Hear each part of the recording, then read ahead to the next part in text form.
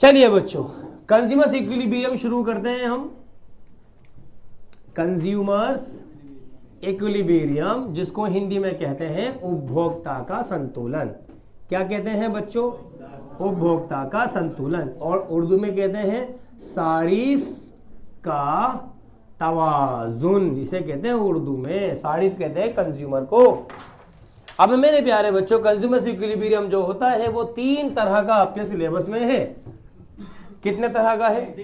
एक है consumers equilibrium in the case of single commodity, यानी अगर मैं इसको हिंदी में बताऊं तो हिंदी में इसका यह बनेगा कि उपभोक्ता का संतुलन एक वस्तु की दशा में, जब उपभोक्ता कोई एक वस्तु का प्रयोग कर रहा होगा, प्रयोग नहीं बोलूंगा मैं यहां पर, उपभोग कर रहा होगा, कंज्यूम कर रहा होगा, किसी एक तरह की वस्तु का, किसी एक वस्तु का कंजम्पशन कर रहा होगा, उस स्थिति में कंज्यूमर्स इक्विलिब्रियम कब होगा।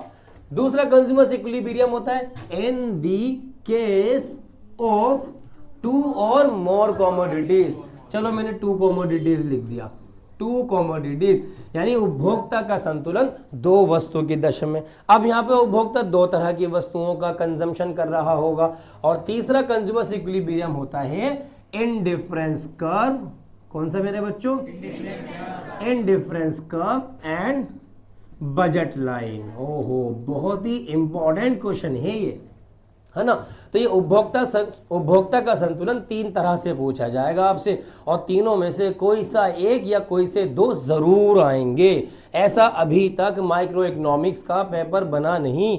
11th क्लास में है जब भी, 12th में थी तब भी, और आपके ग्रेजुएशन के अंदर जो प्रिंसिपल ऑफ माइक्रो इकोनॉमिक्स है उसमें भी कभी भी क्वेश्चन पेपर ऐसा बना ही नहीं जिसमें कंज्यूमर्स इक्विलिब्रियम से रिलेटेड क्वेश्चंस पूछे ना गए हों।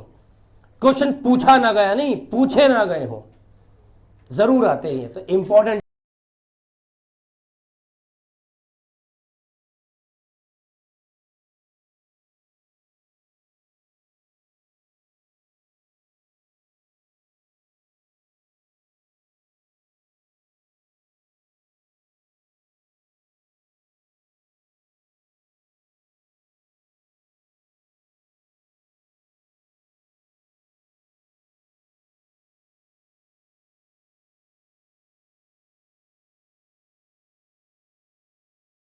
तो बच्चों, जब बात चलती है सिंगल कमोडिटी के केस में, तो यहाँ पर 2 चीज़ों पर बात होती है। एक होती है मार्जिनल यूटिलिटी पर और दूसरी होती है प्राइस पर। यानी कंज्यूमर्स इक्विलिब्रियम मार्जिनल यूटिलिटी के बिना नहीं होगा। मैं थोड़ा सा आपको बता दूं कि मार्जिनल यूटिलिटी क्या होती है, जिसको हिंदी में कहते हैं सीमांत उपयोगिता, उर्दू में कहते हैं हाशियाई इफादियत। प्यारे बच्चों, जब हम किसी भी गुड्स एंड सर्विस का कंजम्पशन करते हैं, जब हम किसी भी गुड्स एंड सर्विसेज का कंजम्पशन करते हैं, तो उसके कंजम्पशन के बाद, उन वस्तुओं को उपभोग करने के बाद, उन अशियाओं को सर्व करने के बाद हमारी जो आवश्यकता होती है, हमारी जो नीड होती है, वो सेटिस्फाइड हो जाती है। फॉर एग्जांपल, आपको प्यास लगती है तो आप पानी पीते हो, तो पानी पीने के बाद प्यास नाम की जो एहसास होता है आपका, वो सेटिस्फाइड हो जाता है। वो मिलने वाला सेटिस्फेक्शन जो होता है उसको कहा जाता है मार्जिनल यूटिलिटी। भूख लगी, आपने खाना खाया, खाना खाने के बाद जो भूख का सेटिस्फेक्शन था वो कहलाया आपका मार्जिनल यूटिलिटी। आपको कहीं जाना है, आपने गाड़ी की सर्विस ली, तो गाड़ी की सर्विस का इस्तेमाल जब आप करते हो तो वो कहलाता है मार्जिनल यूटिलिटी, जो गाड़ी से मिलने वाला सेटिस्फेक्शन। किसी भी चीज़ से जो सेटिस्फेक्शन आपको मिलता है वो कहलाता है मार्जिनल यूटिलिटी। और मार्जिनल यूटिलिटी का एक लॉ होता है, एक नियम होता है, एक कानून होता है कि सेटिस्फेक्शन लेवल जो होता है हर एडिशनल कंजम्पशन पर घट जाता है। असफिया, इधर ध्यान दो, मतलब फिजिकली प्रेजेंट मत रहो, यहाँ मेंटली प्रेजेंट भी रहिए आप। जब आप आ गए हो तो आने का मकसद पूरा करो ना आप। मेरे प्यारे बच्चों, किसी भी चीज़ को जब हम कंज्यूम करते हैं और जो सेटिस्फेक्शन उसके कंजम्पशन के बाद हमें मिलता है, वो सेटिस्फेक्शन कहलाता है मार्जिनल यूटिलिटी। क्या कहलाता है? क्या कहलाता है? एक बार जोर से बोलो, सेटिस्फेक्शन। हाँ, जब हम किसी भी चीज़ का कंजम्पशन करते हैं तो कंजम्पशन के बाद हमारी जो नीड पूरी हो जाती है, तो नीड का पूरा होने के बाद सेटिस्फेक्शन मिलता है। अगर नीड पूरी नहीं होगी तो सेटिस्फेक्शन नहीं मिलेगा। तो नीड सेटिस्फाई होने के बाद जो सेटिस्फेक्शन मिलता है उसे मार्जिनल यूटिलिटी कहते हैं। लेकिन यह बात आपको याद रहे कि सेटिस्फेक्शन लेवल हर अगले स्टेप पर, हर एडिशनल कंजम्पशन पर घट जाता है। इसको मैं हमेशा एक बड़े लाइव एग्जांपल से आपको समझाता हूं कि जब आपको प्यास लगती है तो प्यास की शिद्दत में आप पानी पीते हो, पानी के कंजम्पशन के बाद प्यास को शांति मिलती है। वो शांति आपका मार्जिनल यूटिलिटी यूटिलिटी कहलाएगी। लेकिन जैसे ही दूसरा गिलास आप पानी पीते हो तो पहले गिलास की तुलना में दूसरे गिलास से मिलने वाला सेटिस्फेक्शन कम होगा। होगा कम नहीं होगा? क्योंकि पहले गिलास की सेटिस्फेक्शन ज्यादा ही होगा, दूसरे का क्या हो जाएगा, तीसरे का क्या हो जाएगा, चौथे का क्या हो जाएगा। तो आपने देखा, मैं यहाँ पे इस टेबल के माध्यम से समझाने की कोशिश कर रहा हूँ, क्योंकि अब मैं थोड़ा सा जो इन शॉर्ट कराता हुआ चल रहा हूँ बिल्कुल मैं। हमने देखा कि हमने 6 रुपए पर कोई एक वस्तु खरीदी, उस वस्तु को जब हमने खरीदने के बाद कंज्यूम किया, हमने उसका जब सर्व किया, हमने जब उसको भोग किया, तो सेटिस्फेक्शन हमने मान लिया कितना मिला, 10 न्यूटल्स। मैं थोड़ा सा ये भी आपको बता दूं, साइकोलॉजिकली इसको हम कैसे 10 लिख दिया हमने, मैं आपको ये भी थोड़ा सा बताता हुआ चलूं, वरना बच्चे प्रॉब्लम गए कि हमें पता कैसे रहेगा सेटिस्फेक्शन कितना मिला। बेटा सेटिस्फेक्शन का जो लेवल हम मेजर करते हैं, किसी भी वस्तु के सेटिस्फेक्शन का लेवल जो मेजर करते हैं कि कितना सेटिस्फेक्शन मिला, हम ये अंदाजा लगाते हैं कि इस वस्तु को भोग करने के लिए हम कितनी कीमत दे सकते हैं, इस वस्तु को भोग करने के लिए हम कितनी कीमत दे सकते हैं। तो जितनी कीमत हम देने के लिए तैयार हो सकते हैं, आपको प्यास लग रही थी, पानी 2 रुपए का बाजार में मिलता है, लेकिन वही पानी 20 रुपए का भी खरीद कर पीते हो आप। आपको प्यास लग रही थी, पानी फ्री में आपको मैसर है, लेकिन फिर भी आप उसके लिए कीमत पे करते हो। तो जरूरत की स्थिति में हर चीज के लिए आप ज्यादा कीमत पे करने को तैयार हो सकते हो। प्यास लग रही थी, ज्यादा कीमत देकर पानी हासिल करना चाहोगे आप। तो यहाँ पर जब हमने पहली वस्तु खरीदी ना, वो हमें 10 यूटिल सेटिस्फेक्शन दे रही थी। कितना दे रही थी बेटे? यहाँ पर हम उसकी कीमत कितनी थी, वो 6 रुपए की थी, पर हमें सेटिस्फेक्शन कितना मिला। अगर वो हमसे कहते ना भाई साहब 10 रुपए की है, तो हम 10 भी देने को तैयार हो जाते, क्योंकि उस वस्तु से मिलने वाला सेटिस्फेक्शन हमारा कितना था, 10 न्यूटल्स था। तो मार्जिनल यूटिलिटी कीमत से अंदाजा लगाते हैं हम। हालांकि कीमत 6 रुपए है, लेकिन हम उसके लिए 10 रुपए भी दे देते, हम उसके लिए 10 रुपए भी दे देते, क्योंकि आपको सेटिस्फेक्शन इतना मिल रहा है। फिर जैसे आपने अगली वस्तु खरीदी, वो अगली भी 6 रुपए की देगा। अब सेटिस्फेक्शन क्या हो जाएगा, अब सेटिस्फेक्शन पहले की तुलना में क्या हो जाएगा, लेकिन अभी भी आप उसके लिए कितने दे सकते हो, 8 दे सकते हो। बेटा बात समझ रहे हो? तो हमने क्या करा, जैसे हम वस्तु को खरीदते चले गए, सेटिस्फेक्शन क्या होता चला गया। तो ये आपके सामने क्या बन गई, मार्जिनल यूटिलिटी टेबल बन गई। लेकिन हम बात कर रहे हैं किसकी बेटे, हम किसकी बात कर रहे हैं? तो कंज्यूमर इक्विलिब्रियम उस स्थिति को कहते हैं, consumer equilibrium refers to that situation when marginal utility and price are equal to each other। यहाँ प्राइस कितना है और मार्जिनल यूटिलिटी कितनी है, यहाँ पर दोनों एक दूसरे के क्या है, बराबर है। तो इक्वल होने की स्थिति को इक्विलिब्रियम कहा जाता है।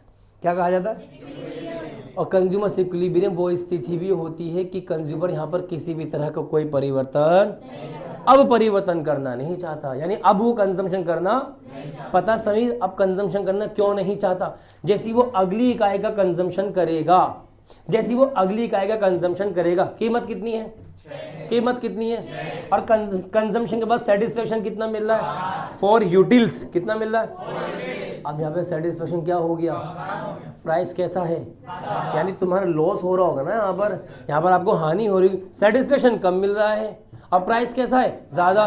तो कंज्यूमर यहाँ पर अब परचेजिंग क्या कर देगा, रोक देगा, क्योंकि अगर वो करता है तो ऐसी स्थिति में मार्जिनल यूटिलिटी प्राइस की तुलना में क्या हो जाएगी बेटे, कम हो जाएगी। प्राइस ज्यादा है और मार्जिनल यूटिलिटी, इसको कहते हैं कंज्यूमर लॉस। क्या कहते हैं? और कंज्यूमर पता कब परिवर्तन करता चला जाता, परिवर्तन करता चले जाने का मतलब है वो खरीदता चला जाता है, जब तक मार्जिनल यूटिलिटी का लेवल प्राइस से ज्यादा रहेगा वो अगली इकाइयों को खरीदता चला जाएगा। ये जो मैं बातें बोल रहा हूँ ना, ये रीजन असर्शन की बातें हैं। हाँ, ये रीजन असर्शन की बातें हैं कि कंज्यूमर किसी भी चीज को कब तक खरीदता रहेगा, जब तक मार्जिनल यूटिलिटी प्राइस से कैसी रहेगी, यानी कंज्यूमर सरप्लस की हालत में रहेगा, लाभ की स्थिति में रहेगा, वो डिमांड करता चला जाएगा। और किसी भी वस्तु की कंज्यूमर कितनी इकाइयां खरीदेगा, किसी भी वस्तु की कंज्यूमर कितनी इकाइयां खरीदेगा। बच्चे कहते हैं नहीं पता सर। मेरे बच्चों, क्या मैंने अभी आपसे नहीं कहा यहां पर वो डिमांड करना रोक देगा, नहीं कहा मैंने। तो आप बोलोगे कंज्यूमर किसी भी वस्तु की उतनी इकाइयां खरीदेगा जब तक कि मार्जिनल यूटिलिटी किसके बराबर ना हो जाए, जब तक प्राइस के बराबर नहीं हो जाएगी खरीदता चला जाएगा। जैसे ही मार्जिनल यूटिलिटी प्राइस के बराबर होगी वो डिमांड करना बंद कर देगा, उसके बाद लॉस होने जाएगा। और कोई भी consumer, no one want loss, कोई कंज्यूमर नुकसान उठाना नहीं चाहता, वो यहाँ पर डिमांड को रोक देगा। कभी कभार कंज्यूमर इक्विलिब्रियम एक्सप्लेन करने के लिए नहीं आया, लेकिन इसके अंदर की बातें पूछ ली कि बताओ कंज्यूमर डिमांड कब तक करता रहेगा, जब तक मार्जिनल यूटिलिटी प्राइस से ज़्यादा रहेगी, जब तक डिमांड करता, यानी कंज्यूमर कौन सी हालत में रहेगा, कंज्यूमर सरप्लस की हालत में डिमांड करता चला जाता है। कंज्यूमर कब तक डिमांड करेगा, until marginal utility equal to the price of the goods, जब तक मार्जिनल यूटिलिटी प्राइस के बराबर नहीं हो जाएगी तब तक वो डिमांड करता रहेगा। और कहाँ रोक देगा, हाँ, जहाँ कहाँ नहीं करेगा, जब मार्जिनल यूटिलिटी प्राइस से कम नहीं हो जाएगी, क्योंकि वो स्थिति क्या कहलाती है, और कोई भी कंज्यूमर नुकसान उठाने की हालत में। ये बताने के बाद आप बोल दो कि it may be broadly explain by following table and diagram, table as it is बन जाएगी। मुश्किल है टेबल, प्राइस 6 ले लिए, क्वांटिटी 1 to 5 ले ली, और मार्जिनल यूटिलिटी 10 से स्टार्ट को घटाते चले जाओ। क्लियर है। अब डायग्राम बना दो, डायग्राम बनाना और भी ज्यादा आसान होता है। डायग्राम के लिए आपको OY एक्सिस चाहिए, और क्या चाहिए, OX एक्सिस। यहाँ पर हम क्या दिखाएंगे, बहुत प्यारे बच्चे हैं, क्वांटिटी के अलावा जो कुछ भी टेबल में होता है वो सब कुछ कहाँ पे फेंक देते हैं, OY एक्सिस पर। क्वांटिटी के अलावा टेबल में और क्या दिया हुआ है, दूसरा, वो दोनों कहाँ पर आ जाएगा, अरे बड़े प्यारे बच्चे, मार्जिनल प्राइस एंड, मैंने यहाँ पे MU लिख दिया, आप कभी MU नहीं लिखोगे, इसको कहते हैं एब्रीविएशन। आप कभी भी एब्रीविएशन यूज नहीं करेंगे, पूरा लिखेंगे मार्जिनल यूटिलिटी। हालांकि मैं पूरा भी लिख सकता हूँ, लेकिन गलती करके सुधार करना चाह रहा हूँ मैं आपके अंदर। मैंने गलती की है यहाँ पर MU लिखकर, आप नहीं करोगे, आप पूरा क्या लिखोगे, क्योंकि इन एक्सिस पर कभी भी हम एब्रीविएशन का यूज नहीं करते। प्राइस कैसा है बेटे, कैसा है, मैंने पूछा प्राइस कैसा है, कांस्टेंट। आप ये नहीं बोलोगे 6, अगर मैं पूछता प्राइस क्या है आप कहते 6, पर मैंने पूछा प्राइस, आप बोलोगे कांस्टेंट है, और कांस्टेंट प्राइस है, क्वांटिटी इंक्रीज हो रही है, तो price line parallel to OX axis बनेगी। क्वांटिटी बढ़ रही है बस, लेकिन प्राइस एक ही जगह कांस्टेंट है। ठीक है, ये कौन सी लाइन बन गई, प्राइस लाइन। प्राइस कर्व भी कह सकते हो, कीमत वक्र भी कह सकते हैं, और कीमत रेखा भी कह सकते हैं। और मार्जिनल यूटिलिटी कैसा है, डिक्लाइनिंग, घटता हुआ है सर, मार्जिनल यूटिलिटी घटता हुआ है, लो जी घटता चला गया, बन गया डायग्राम, डायग्राम बन गया। कौन सा कर्व बना है ये, तो यहां लिख दो मार्जिनल यूटिलिटी, यहां पर एब्रीविएशन यूज किया जा सकता है। क्लियर है बच्चों। अब मैंने 3 चीजें यहां पर आपको बताई, पहली कौन सी बताई, दूसरी कौन सी बताई, तीसरी कौन सी बताई, एक्सप्लेनेशन के अंदर भी बताई और टेबल में भी दिखा दी। जब टेबल में भी दिखा दी तो डायग्राम पे भी रिप्रेजेंट कर दो। मेरे प्यारे बच्चों देखो, ये कौन सी लाइन है, ये कौन सा कर्व है, यहाँ पर दोनों इंटरसेक्ट कर रहे हैं, मैंने इसको नाम दे दिया E पॉइंट, आप कुछ भी नाम दे सकते हो, ये थोड़ी है इसका नाम E ही रखा जाएगा। किताब में P लिखा तो P मानना, कोई दिक्कत वाली। भाई आपके एग्जाम में क्वेश्चन पेपर पर डायग्राम बना हुआ आ गया और यहाँ लिखा हुआ है T, तुम कहोगे गलत है, या तो उसे गलत बोलोगे या बोलोगे हमारे मास्टर गलत था। अबे भाई नाम है, भाई मेरे बच्चे का नाम कुछ है, तेरे बच्चे का नाम कुछ और हो सकता है, भाई मेरा नाम क्या रख दिया, कुछ भी नाम हो सकता है। और जब अब जो बात बताने जा रहा हूँ उसे ध्यान से सुनना, हमेशा के लिए ध्यान सुनना। जब भी 2 कर्व एक दूसरे को इंटरसेक्ट करते हैं, बेटा बहुत सारे बच्चे कहते हैं सर बार बार बताते हैं, हर बार बताऊंगा मैं, जब तक मैं यह नहीं देख लूंगा कि क्लास के 100% बच्चों को बात याद नहीं होगी, मैं हर बार बताऊंगा, क्योंकि यही मेरा कर्तव्य है। जब भी 2 कर्व एक दूसरे को टच करते हैं, टचिंग पॉइंट कहलाता है, एक दूसरे को इंटरसेक्ट करते हैं, इंटरसेक्टिंग पॉइंट कहलाता है। तो उस टचिंग पॉइंट पर, उस इंटरसेक्टिंग पॉइंट पर दोनों की वैल्यू आपस में क्या होगी। अब यहाँ पे कौन से 2 कर्व हैं, प्राइस, P नहीं बेटे, कौन सा कर्व है, प्राइस कर्व, और दोनों E पॉइंट पर एक दूसरे को क्या कर रहे हैं, तो यहाँ पर दोनों की वैल्यू आपस में कैसी होगी।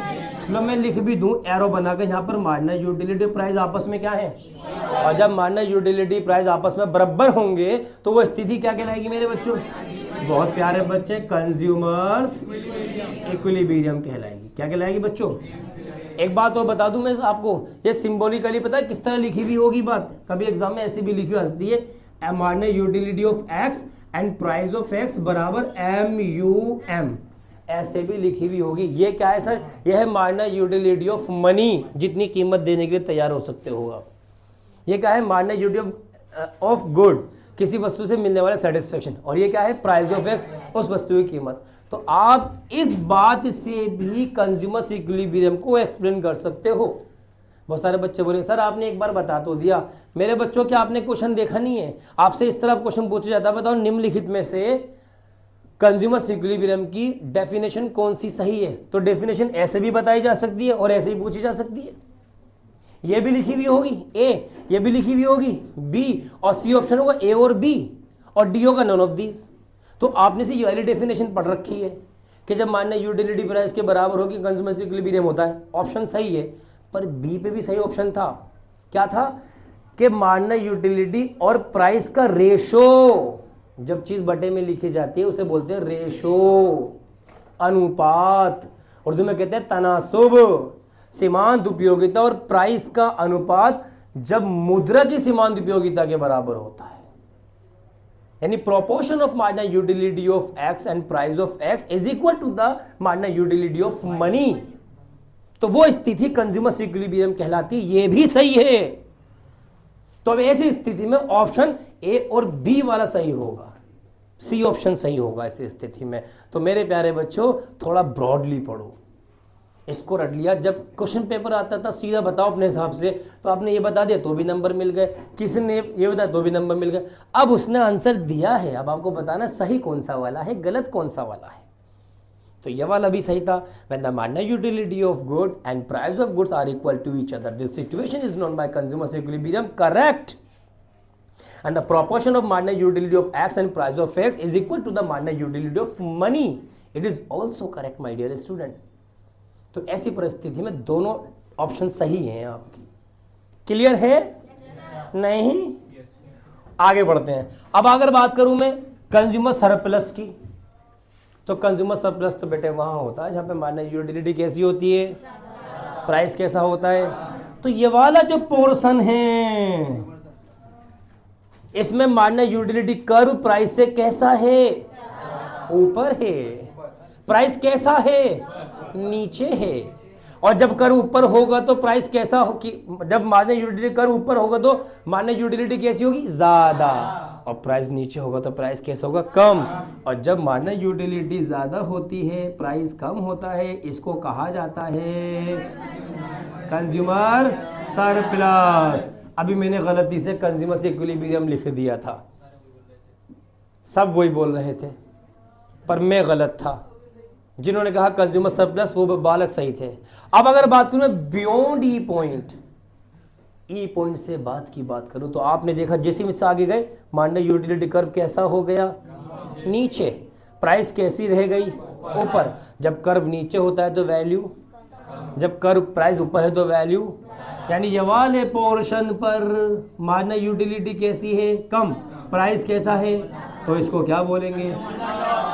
तीन बातें यहाँ समझाई, तीन बातें यहाँ पे दिखाई और तीन बातें यहाँ पर भी दिखा दी। ये हो गया सिंगल कॉमोडिटी में कंज्यूमर इक्विलिब्रियम। क्लियर है बच्चों? अब टू कॉमोडिटी का बात करते हैं। टू कॉमोडिटी के लिए किताब का होना बहुत जरूरी है, क्योंकि टू कॉमोडिटीज का जो कंज्यूमर इक्विलिब्रियम में एक लॉ है। क्या है? कौन सा लॉ है सर? ये है law of equi marginal utility. कौन सा लॉ है? Law of equi marginal utility. बेटे टू कॉमोडिटीज के कंज्यूमर इक्विलिब्रियम की बात करेंगे तो यहां पे कॉमोडिटी होंगी टू। एक को मान लिया हमने गुड और एक मान लिया गुड। मान लो, देखो पहले जिस तरह क्वेश्चन पूछा जाता है पहले मैं उस तरह समझा दूं, उन सारी बातों को याद कर लेना आप। और फिर जैसे ही बुक का क्वेश्चन हम कराएंगे भाई 100% आएगा भाई, 100%। थोड़ी आपको ऐसा लगेगा पता नहीं समझ नहीं आ रहा, पता नहीं समझ नहीं आ रहा, पता नहीं समझ नहीं आ रहा, मैं पूरा करा दूंगा, पता नहीं समझ नहीं आ रहा। लेकिन जैसे ही मैं बुक का क्वेश्चन उठाऊंगा जवाब सही दोगे आप जवाब बिल्कुल सही दोगे। इसलिए ध्यान से सुनते रहना, मैं पूरा खत्म करा दूंगा, समझ नहीं आएगा बुक का क्वेश्चन पूछूंगा, बेटे बताओ, आपको हाँ सर ये सही है, फिर आपको लगेगा ये तो हमारे समझ आ गया, हाँ ये क्वेश्चन कुछ ऐसा है। तो ध्यान से सुनना, पहले मैंने मान लिया। देखो प्यारे बच्चों एक बात बता दूं कि जो इन दी केस ऑफ टू और मोर कमोडिटीज कंज्यूमर इक्विलिब्रियम होता है, ये एक तरह का लॉ होता है। क्या होता है बेटे? Law of equi marginal utility. क्या कहते हैं इसको? शाबाश। यानी हिंदी में कहते हैं सीमांत उपयोगिता का नियम। हिंदी में क्या कहते हैं? सीमांत उपयोगिता का नियम। यकसा हाशियाई इफादियत का कानून कहा जाता है। और जब किसी भी लॉ की बात हम करते हैं, जब किसी भी नियम की बात हम करते हैं, तो कोई सभी नियम अभी तक ऐसा नहीं है कि आपको मान्यताओं का निर्धारण ना करना पड़ा हो। आपको अजम्पशंस माननी ही पड़ेंगी। अब जो अजम्पशंस मैं बता रहा हूं, ध्यान से सुनना, बहुत ध्यान से सुनना। पहली अजम्पशंस जो होगी, यानी ये बातें पूरी होनी चाहिए। अजम्पशंस, मान लिया, मान्यता, ये माननी ही पड़ेंगी बातें। यहां लिख दिया हमने मान्यताएं। उर्दू में कहते हैं इनको मफरूजात, फर्ज करना। फर्ज करो, मान्यता, मफरूजात में लिख दूं उर्दू में भी, मफरूजात। क्या मान्यताएं निर्धारित करी हैं हमने? क्या अजम्पशन डिटरमाइन किए हैं? क्या मफरूजात का तायुन किया है हमने? सबसे पहली अजम्पशंस, कमोडिटीज 2 और मोर हो सकती हैं, उनसे मिलने वाली जो सीमांत उपयोगिता होगी, at last unit of both commodities, दोनों वस्तुओं की आखिरी इकाई पर। पूरी बात सुनना, ये वाली पूरी बात, क्योंकि ये मफरूजा, ये वाली अजम्पशंस कहां पर अप्लाई होगी मैं वो भी लिखूंगा। हर जगह लागू भी नहीं होंगी ये वाली जो बताने जा रहा हूं। कहां होगी ये बताऊंगा। At last unit of both commodity, दोनों वस्तुओं की आखिरी इकाई पर। जब आप वस्तु एक्स का भी कंजम्पशन कर रहे हो, पहली इकाई, दूसरी इकाई, तीसरी इकाई, चौथी इकाई, वस्तु वाई का भी कंजम्पशन हो, पहली, दूसरी, तीसरी, इसकी आखिरी इकाई है 4, इसकी आखिरी इकाई है 3, तो चौथी इकाई की और तीसरी इकाई की लास्ट यूनिट, चौथी इकाई की और तीसरी इकाई की last unit of both commodities, दोनों वस्तुओं की आखिरी इकाई की जो मार्जिनल यूटिलिटी होंगी, एक्स आपस में बराबर होंगी। वस्तु एक्स की सीमांत उपयोगिता और वस्तु वाई की सीमांत उपयोगिता आखिरी इकाई पर कैसी होनी चाहिए? कैसी होनी चाहिए? बराबर। पता है कब बराबर होनी चाहिए? यह वाली बात भी मैं आपको बता दूं, यह वाली बात भी, क्योंकि यह वाली बात बताकर आपसे ट्रू फॉल्स पूछा जा सकता है बच्चों। यह वाली बात हर जगह लागू नहीं होगी, कहां लागू होगी मैं यह भी बता दूं। when price of good X and good Y, यानी price of both commodities are equal, जब दोनों वस्तुओं की कीमतें आपस में बराबर होंगी, एक्स वस्तु भी 10 रुपए की थी, वाई वस्तु भी 10 रुपए की थी, दोनों का प्राइस 10 रुपी था, in that case last unit की मार्जिनल यूटिलिटी आपस में बराबर होनी चाहिए। प्राइस इक्वल है तो, प्राइस इक्वल है तो, अगर प्राइस इक्वल नहीं है ना तब यारी लागू नहीं होगी। तब क्या होगा वो भी बताता हूं मैं। फिलहाल आर इक्वल तो लिख दूं यहां पर, आर इक्वल। मेरी राइटिंग ज्यादा अच्छी नहीं है, राइटिंग में मत जाना। समझ गए बेटे बच्चों? बात क्लियर हो गई है ना? पहली अजम्पशन है, जब हम 2 कमोडिटीज वाले कंज्यूमर इक्विलिब्रियम को डिस्क्राइब कर रहे होंगे, उसको एक्सप्लेन कर रहे होंगे, तो ये वाली बात फुलफिल होनी चाहिए कि अगर दोनों वस्तुओं का प्राइस इक्वल है तो लास्ट यूनिट की मार्जिनल यूटिलिटी दोनों की बराबर होनी चाहिए। ठीक है बेटा? दूसरी बात, अगर प्राइस इक्वल नहीं है तो फिर कौन सी अजम्पशंस होगी? है ना ज़रा, ये भी तो सवाल है सर। अगर प्राइस इक्वल है तो ये लाओ, प्राइस इक्वल नहीं है तो हम कहते हैं at last unit of both commodities, दोनों वस्तुओं की आखिरी इकाई पर marginal utility of x upon P x, ratio of marginal utility of X and price of x, x वस्तु की सीमांत उपयोगिता और एक्स वस्तु की कीमत का अनुपात, रेशो, प्रोपोर्शन, तनासुब बराबर होना चाहिए marginal utility of Y upon P Y की। जब प्राइस इक्वल ना हो तो दोनों का रेशो लास्ट यूनिट पे बराबर होना चाहिए, और प्राइस अगर इक्वल हो तो दोनों की मान्य यूटिलिटी बराबर होनी चाहिए। क्लियर है मेरे बच्चों बात? ये दोनों अजम्पशन समझ में आ गई आपकी। ये वाली कब एप्लीकेबल? शाबाश। और ये वाली कब एप्लीकेबल है? बेटा ये तो हर जगह एप्लीकेबल है, रेशो वाली तो हर जगह एप्लीकेबल होगी। सर वो कैसे होगी? अरे मेरे बच्चे की बात बताओ, अगर प्राइस इक्वल होगा 10 रुपये, यहाँ भी 10, यहाँ भी, तो कट जाएगा ना, ये तो ये रह जाएगा बस। तो ये वाली हर जगह एप्लीकेबल होती है, लेकिन मैंने इसलिए बता दिया, ट्रू फॉल्स के चक्कर में पूछ लिए जाते हैं अलग अलग स्टेटमेंट, नहीं होती वो सारे बच्चों में ये वाली समझ कि भाई अगर प्राइस इक्वल होगा दोनों का तो रेशो में प्राइस तो कैंसिल आउट हो जाएगा ना एक दूसरे से, तो सिर्फ MUX बराबर MUY रह जाएगा, ये रह जाएगा। नहीं होती वो सारे बच्चों को समझ, लेकिन अब मैंने लिख कर समझा दिया कि हाँ ये वाली हर जगह एप्लीकेबल है। क्लियर है? तीसरी अजम्पशंस क्या होगी मैं ये भी बता दूं। बेटा बोर्ड दिख रहा है यहाँ पर? पोडियम तो नहीं आ रहा? आ रहा होगा, चलो लिख दूं। फर्स्ट, सेकंड और थर्ड अजम्पशंस क्या होगी? बताएं क्या होगी थर्ड अजम्पशंस? बात कंज्यूमर इक्विलिब्रियम की है। कंज्यूमर किसी भी तरह का चेंज नहीं चाहता, उस स्थिति को हम कंज्यूमर इक्विलिब्रियम कहते हैं। वहां पर जो टोटल यूटिलिटी होगी ना, और टोटल यूटिलिटी सिर्फ एक्स से मिलने वाली सीमांत उपयोगिता का जोड़ नहीं होगा, सिर्फ वाई से मिलने वाली सीमांत उपयोगिता का जोड़ नहीं होगा, जितना भी तुमने खाया है उन सबको जोड़ दो। एक्स को खाया है, वाई को खाया है, सबका मिलने वाला सेटिस्फेक्शन को जोड़ दो, वो कहलाता टोटल यूटिलिटी। ठीक है ना? तो total utility from both commodities must be maximum. कैसी होनी चाहिए? टोटल यूटिलिटी मैक्सिमम होनी चाहिए दोनों वस्तु के कंजम्पशन के बाद। अगर ऐसा करने में तुम समर्थ हो जाते हो तो आपने ये एक्सप्लेन कर दिया कि ये कंज्यूमर इक्विलिब्रियम है टू कमोडिटीज के केस में। ये तीन अजम्पशन आपको समझ में आ गई।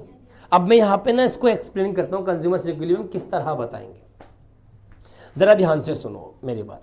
अगर आपसे कहते हैं कि describe the consumer equilibrium in case of to commodities, तो आप बताओगे कंज्यूमर इक्विलिब्रियम दो वस्तु की दशा में निम्नलिखित अजम्पशंस पर डिपेंड करता है। पहली अजम्पशंस के दोनों से मिलने वाली सीमांत उपयोगिता लास्ट यूनिट की एक दूसरे के बराबर होनी चाहिए, या यूं कह लो कि दोनों वस्तु की सीमांत उपयोगिता और प्राइस का जो अनुपात है, जो प्रोपोर्शन आपस में क्या होना चाहिए? बराबर होना चाहिए। और टोटल यूटिलिटी कैसी होनी चाहिए? मैक्सिमम होनी चाहिए। अब हम आगे एक्सप्लेन करते हैं। अब हमने क्या करा? हमने माना जो कंज्यूमर है, कंज्यूमर की इनकम मानी। सबसे पहले हमने क्या मानी? कंज्यूमर की। ये मैंने अपने नोट्स में एक्सप्लेन किया हुआ है कंज्यूमर इक्विलिब्रियम। हमने कंज्यूमर्स की इनकम मानी कि मान लीजिए कंज्यूमर्स की इनकम जो है 5 रुपी है। अभी मैं बुक का क्वेश्चन भी कराऊंगा आपको। मान लीजिए कंज्यूमर्स की जो इनकम है वो कितने रुपी है? And consumer want to spend this income on two commodities, one good X and second one is good Y. Consumer अपनी इनकम को इन दो वस्तुओं पर खर्च करना चाहता है। जब कंज्यूमर अपनी इनकम को इन दो वस्तुओं पर खर्च करना चाहता है तो उसका जो प्राइस हमने माना 1 rupee each and this is also 1 rupee each. दोनों का प्राइस 1 रुपये है, यानी ये सिचुएशन पूरी होनी चाहिए। अब मैंने एक टेबल अभी एज्यूम कर ली कि मान लीजिए यहाँ अपने क्वांटिटी ले ली, यहाँ पर मार्जिनल यूटिलिटी ऑफ एक्स ले लिया और यहाँ पर मार्जिनल यूटिलिटी ऑफ वाई ले लिया। 1 2 3 4 5 हमने मान लिया। अब अगर कंज्यूमर अपने इनकम को एक्स वस्तु पे खर्च करता है तो ये भी हम मान रहे हैं। बच्चे यूं ना कहते सर यहाँ पर आपने 12 क्यों माना। मेरे बच्चों, जब हमें इस बात की स्वतंत्रता मिली है कि आप इस नियम को एक्सप्लेन करो कैसे भी करो, तो हम टेबल इजी माने या हार्ड सी माने? तो इजी सी टेबल मान लेता हूं मैं कि भाई एक्स के जो सेटिस्फेक्शन है वो 12 10 8 6 4 ये होगा। और ये बात तो आप बेटे बचपन से जानते ही हो कि मार्जिनल यूटिलिटी हर एडिशनल कंजम्पशन पर क्या हो जाती है? घट जाती है। और अगर मैं अपनी इनकम को वाई पे खर्च करूंगा, अगर सिर्फ वाई पे खर्च करूंगा तो वाई से मिलने वाला सेटिस्फेक्शन कुछ इस तरह से होगा। ये भी मैंने मान लिया 10 8 6 4 2। मेरे नोट्स में ये इस तरह एक्सप्लेन हुआ हुआ है। लेकिन मुझे ना तो सिर्फ एक्स पे खर्च करना ना सिर्फ वाई पे खर्च करना, मुझे अपनी इनकम को।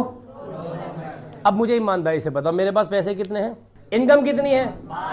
इनकम कितनी है? इनकम कितनी है? बेटा मैं पहला रुपया लेके निकला, मैं जब पहला रुपया लेके निकला, मुझे ईमानदारी से बताओ अगर मैं एक्स पे खर्च करूंगा सेटिस्फेक्शन कितना मिलेगा? 12 यूटिल्स। और वाई पे खर्च करूंगा कितना मिलेगा? मेरे प्यारे बच्चों, समझदार कंज्यूमर, रेशनल कंज्यूमर क्या करेगा? एक्स पे खर्च करेगा, वाई पे खर्च करेगा? शाबाश, क्योंकि एक्स से मिलने वाला सेटिस्फेक्शन वाई की तुलना में कैसा है? और मैंने पहला रुपया किस पे खर्च कर दिया? अब मेरे पास कितने रुपए बचे? 4 बचे। कितने बचे? अब मैं दूसरे रुपए हैं बेटे, ज्यादा खर्च हो गया था ना। अब मैं दूसरा रुपया लेके निकला। जब मैं दूसरे रुपये लेके निकला तो x पर दूसरी इकाई और y की पहली इकाई। तो अगर मैं y पे खर्च करूंगा सेटिस्फेक्शन कितना मिलेगा? और x पे करूंगा तो दोनों का बराबर है। तो किस पे क्यों बराबर नहीं है भाई? पहली बार हम प्लीज डोंट डिस्टर्ब। सही बोल रहा तू आज। मैं x का कितना है और इसका कितना है? ये क्या बिहार का 10 है? किसका? तो वहां तो 8 पे गई नहीं मैं। अभी बेटा तूने एक्स वस्तु की पहली इकाई कंज्यूम कर ली, 1 रुपया खत्म। जब तू दूसरा रुपया लेके निकला, सुन बेटा बुक का क्वेश्चन जब भी कर पाएगा यार, जब दूसरा रुपया लेके निकला, दूसरा रुपया मैं एक्स पर खर्च करूंगा तो एक्स की कौन सी इकाई होगी? और वाई पे खर्चूंगा, वाई की कौन सी होगी? या वाई की डायरेक्ट दूसरी आ जाएगी? पहली आएगी ना। तो वाई की पहली इकाई का सेटिस्फेक्शन 10 न्यूटन्स और एक्स की दूसरी इकाई का सेटिस्फेक्शन 10 न्यूटन्स, दोनों से मिलना सेटिस्फेक्शन कैसा है? सर बिल्कुल किसी पर भी खर्च किया जा सकता है। बता किस पे करूं? वाई पे। चलो मैं एक्स पे कर देता हूं। वाई पर भी सही है, वाई पर भी सही है। लो जी दूसरा खर्च कर दिया, मेरे 2 रुपए खर्च हो गए और तुम्हारे 1 रुपया भी खर्च नहीं हुआ। कित कदर कंजूस हो तुम। चलो मैं भी 30 रुपया भी खर्च कर देता हूं। अब मैं जब 30 रुपये लेके चला तो देखो बंदूक बन गई है। जब मैं 30 रुपया खर्च कर रहा हूं तो 30, अगर मैं एक्स पे खर्च करूंगा तो एक्स की कौन सी इकाई?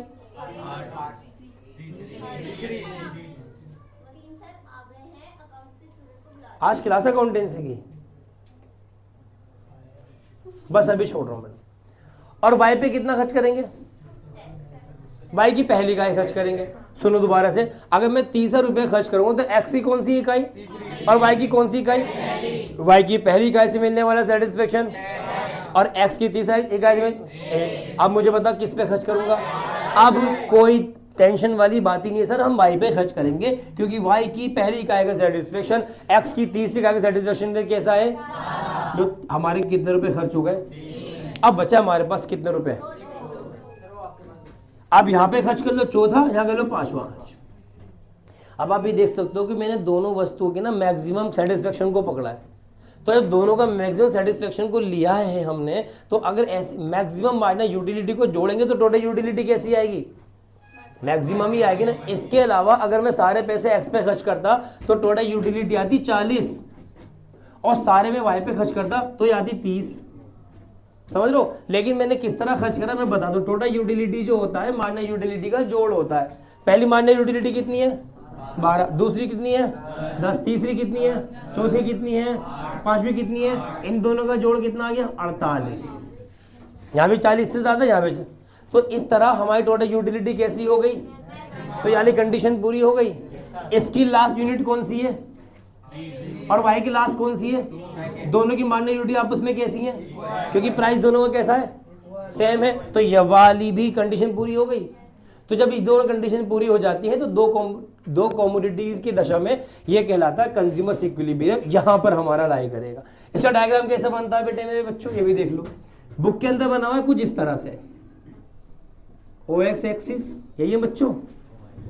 लो मैंने ऐसा बना दिया, इसका OX एक्सिस ये हो गया। समझ गए बेटे? यहां मार्जिनल यूटिलिटी किसकी आ गई बेटे? एक्स की। यहाँ पर मार्जिनल यूटिलिटी किसकी आ गई बेटे? वाई की। यहाँ पर क्या आ गई? यहाँ क्या आ गई? अब इन दोनों लाइनों को मिला दो आपस में। Marginal utility of x, marginal utility of, जहां पर दोनों लाइनों के आपस में इंटरसेक्ट कर रही होंगी, इसका मतलब दोनों की मार्जिनल यूटिलिटी यहाँ पर कैसी है? बराबर है। तो ये स्थिति क्या कहलाएगी? कंज्यूमर्स इक्विलिब्रियम कहलाएगी।